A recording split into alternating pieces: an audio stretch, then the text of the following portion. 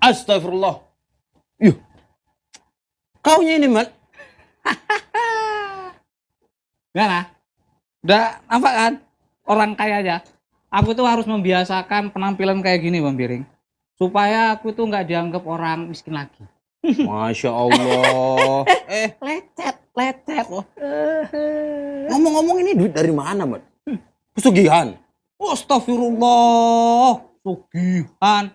Sirik iku. Oh, aku itu habis dapat warisan, Bang Piring. Gimana? Mantap Mantap kan? ya. Oh ya. Tapi nggak boleh loh berlebihan. Ini kalau nanti kau di sana, ini ngundang kejahatan namanya ini, Mat. Ada rampok, tak kasih infakku sama dia. Gak bakalan miskin aku. Sombong. Udahlah. Oh ya, jangan lupa ya. Sampai nanti siang habis zuhur datang ke restoran paling mahal se-Sumatera Utara. Yo. Datang aja ke sana, nanti biar tak traktirin 3 meja tak booking. Mau apa sampean? Nah, jangkrik goreng ya, atau ayam lenyok, atau mau belalang panggang, pesen aja. Kalau bisa, sak pegawainya pesen, tak bayari semua. Nggak boleh sombong, men. Nggak boleh. Kok berlebihan kali kayak gini nanti, bahaya loh, men. Orang zaman sekarang ya. Tolong nanti lapkan sepatu ya. Apa pula kayak gini? Udahlah, masih banyak lagi nih. Wow, itu baju, kacamata. Nah, asal sampean tuh ya. Nih, kacamata dari Hawaii. Oh, baju nih Arab Saudi punya. Sepatu. Hah?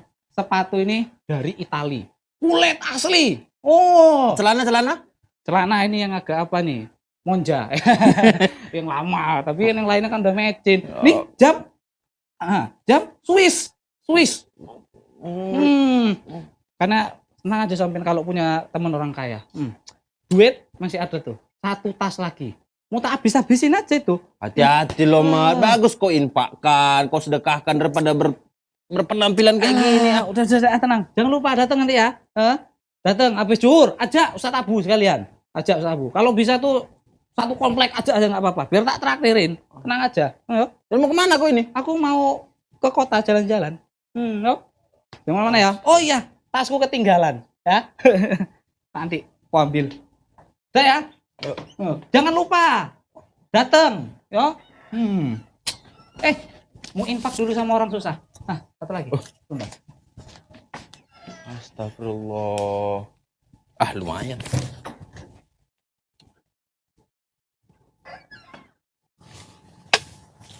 Aduh, sio mama sudah berapa hari ini tidak ada mangsa ini. Kalau kayak gini caranya saya bisa pensiun dini nih. Aduh. Walah. Itu kereta baru mogok apa nih sih? Waduh. Sio mama itu kayaknya ada mangsa itu. Duit berjalan, aduh mama saya. Kayaknya kotong harus ikan tenggiri dari Cina. Rezeki memang tak kemana. Kok itu hidup? Engkol, kereta zaman sekarang engkol nggak ada. Astagfirullah. Kemana kau? Bang, mogok kereta saya, Bang. Mogok kepala kau. Serahkan duitmu, pertama semuanya. Jangan aku. Kalau kau masih mau hidup, pecahkan kepala kau nih. Bang. Cat! Jangan. Lu ini mahal ya. Mahal. Jangan. Aduh. Jangan. Tahu apa nih? Apa nih? Ulekan sambal, Bang. Ulakan sama kepala kau.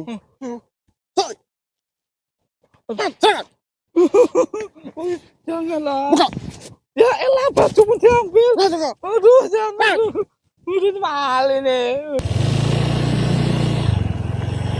Tuh, Biring. Kayaknya Slamet bukan? Iya, Ustaz Slamet itu, Ustaz. Yuk kita tengok dulu.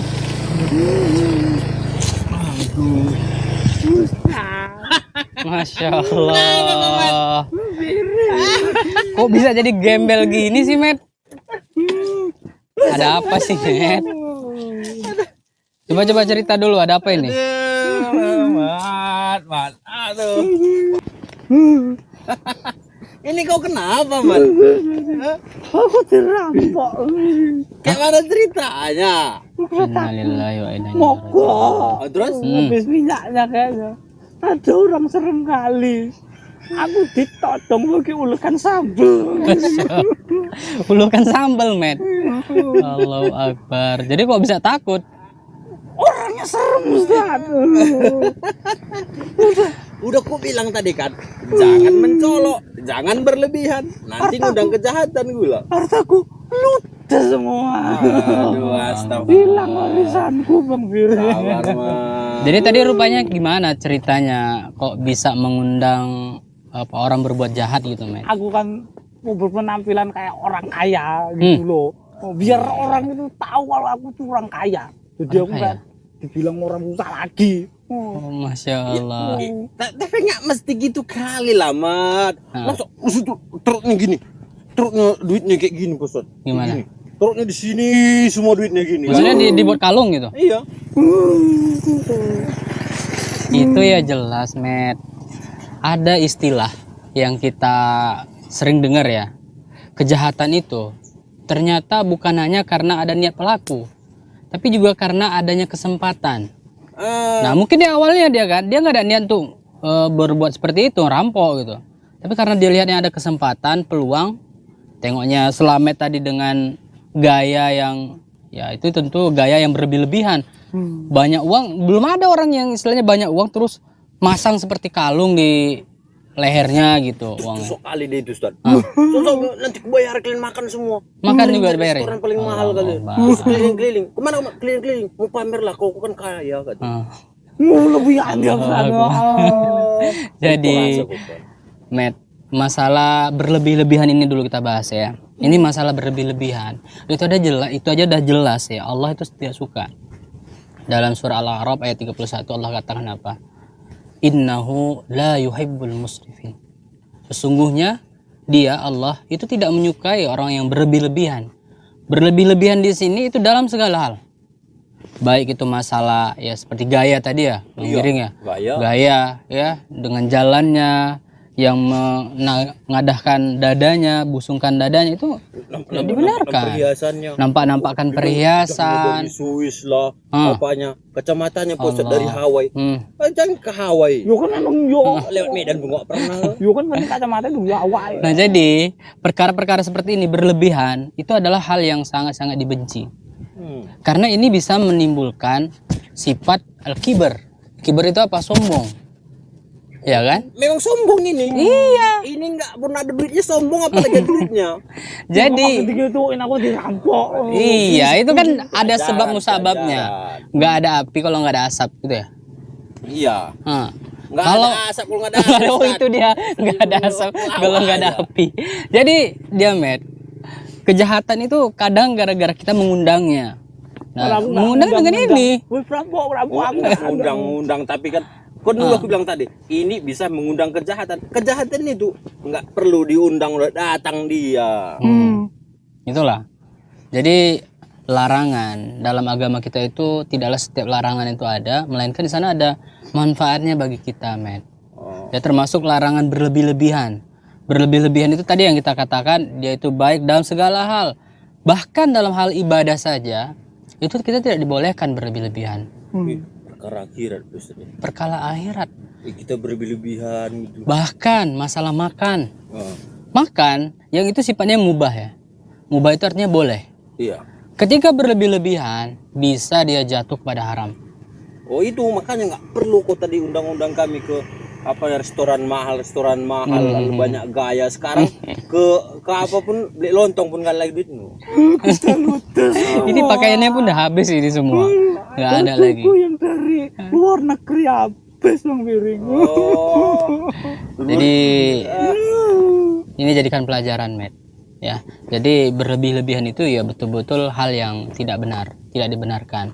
Ya kita katakan tadi itu bisa memunculkan sifat kiber dalam diri kita, kesombongan.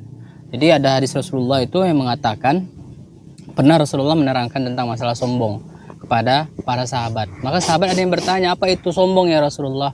Rasulullah menjelaskan, al-kibar batrul haq wa ghamtun nas. Kiber itu yaitu kesombongan itu adalah dia menolak kebenaran dan juga memandang rendah manusia. Itulah dia ini tadi.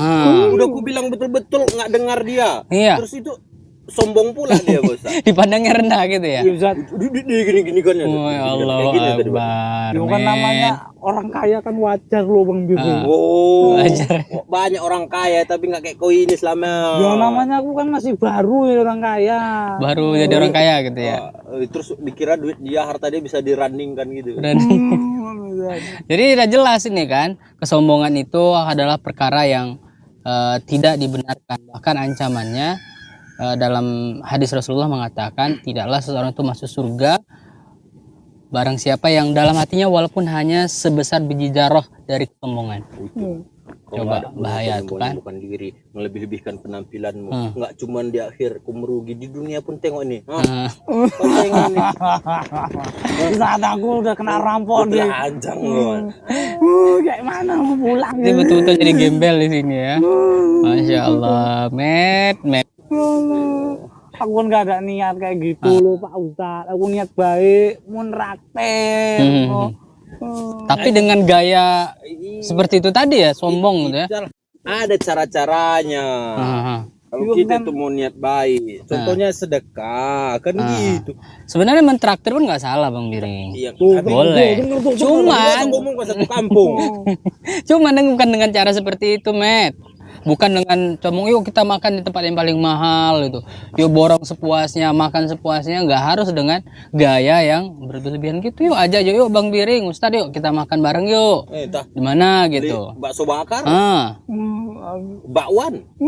Jadi ketika kita memiliki kelebihan harta, Ya nggak pantas loh Ustadz. Masa orang kaya neraktir bakso bakar.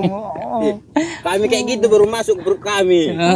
jadi nggak perlulah berlebihan sombong-sombong dalam hal ya mau traktir, mau borongin, belanjain, nggak perlu. Nah, kalau kita punya harta itu bukan justru kita bangga-banggakan, kita pamer-pamerkan. Bagus kita itu gunakan di jalan Allah. Ustadz, aku tadi kan udah sedekah juga sama Biring Ustadz. Jadi Met Biring ada contoh ya. Kalau tadi Slamet bilang aku kan baru jadi orang kaya gitu kan. Jadi zaman dahulu di zamannya Rasulullah, para sahabat itu mereka juga ada orang-orang yang kaya. Nah kan ada kan Biring. Ya, ada, tapi dengar dulu kayak mana orang kayanya. Tapi Karena gimana sahabat itu mereka kan bermuamalah dengan terpenuhi. kekayaannya? Di antaranya kita tahu Utsman bin Affan, tahu? Radhiyallahu Iya. anhu, sahabat Rasulullah. Nah, dia terkenal dengan kekayaannya. Namun bagaimana dia dengan kekayaannya? Apakah dia lantas menjadi sombong? Ternyata tidak. Dia gunakan kekayaannya itu bagaimana caranya kekayaan itu bisa dia bawa mati. Istilah yang kita berkembang dalam masyarakat kita kan, duit itu, harta itu nggak dibawa mati gitu ya. Iya betul. Tapi bisa kita buat harta kita itu dibawa mati. Iya. Dengan cara bagaimana? Dengan cara kita belanjakan di jalan Allah. Kok Kita infak, sedekah gitu. kan masih ingat kau itu cerita siapa bos Abu Bakar As-Siddiq, sahabat Rasulullah. Kan ini termasuk sahabat yang kaya. Kowe bawanya semua hartanya kan. Tapi bukan apa? Untuk hijrah Ahmad. Untuk menuju ke tempat yang lebih baik. Bukan justru untuk dipamer-pamerkan. Lalu aku dengar itu hijrah dia dipamerkan hartanya, enggak kan? Enggak. Mana menyurang kaya. Di sana juga ada Abdurrahman bin Auf. Abdurrahman bin Auf itu luar biasa. Kekayaannya itu mungkin dia para sahabat yang paling kaya di antara para sahabat. Jadi pernah suatu hari dia dapat keuntungan 1 peti emas. Keuntungan dari dia dagang. Apa yang dia lakukan? Dia bolak-balik emas itu. Kemudian istrinya bertanya, wahai suamiku, ada apa gerangan dengan uang yang kau bolak-balikkan itu, emas itu? Maka dia katakan apa? Apakah kalau orang kita sekarang kan uang yang banyak gitu ya langsung kita tabung atau belanja segala macam. Dia tidak, dia bingung. Wahai istriku, akan aku apakan uang ini? Ini disinilah peran seorang istri yang soleh, tadi solehah. Jadi dia katakan apa? Sodakohkan wahai suamiku. Maka dia nggak berpikir panjang. Dia ambil uangnya, kalau begitu bantu aku untuk membagi-bagikannya. Dia habis bagikan satu malam itu uang 1 peti. Emas 1 peti itu habis dia bagikan dalam 1 malam. Nah keesokan harinya, keuntungan besok harinya datang 2 peti emas lagi. Allahu Akbar. Begitu juga dia lakukan. Dia bagi langsung 2 peti emas ini, besoknya datang 3 peti emas lagi. Allahu Akbar. Jadi inilah keutamaan sedekah. Dan ini bisa dilakukan oleh orang yang bagaimana? Orang yang punya kelebihan.